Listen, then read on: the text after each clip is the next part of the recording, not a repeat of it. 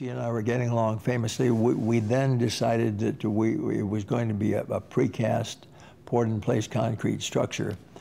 And we only had one spot where we could put a piling to support the reinforced project, because the parking structure that we were going over was a post-tensioned property and just had a piece of an area, I think it was something like 10 feet wide and 18 feet long, where we could penetrate with a foundation without the whole structure being reassembled.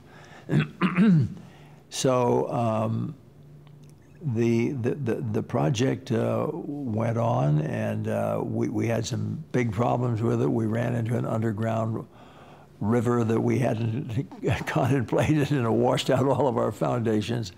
It was a wonderful project. I think that was what made it exhilarating, because it was difficult.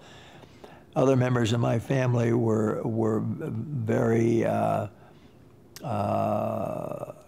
perplexed, I guess you might say, by the project. That they thought it was overly ambitious, and that perhaps nobody would use it. We had some thoughts by some family members that we should have a moving sidewalk, a mechanized sidewalk. We examined that and found that the weight of the structure we couldn't support in the air.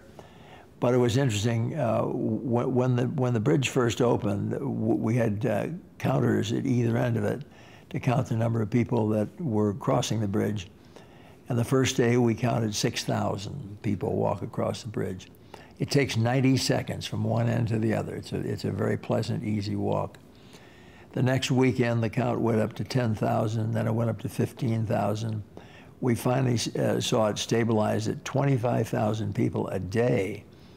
Now that result so surpassed anything of that a mechanical system could accommodate in the way of a fixed guide rail or something like that, that it was a wonderful investment. But I still get called on the carpet a little bit because it was expensive. but it works, and it works beautifully.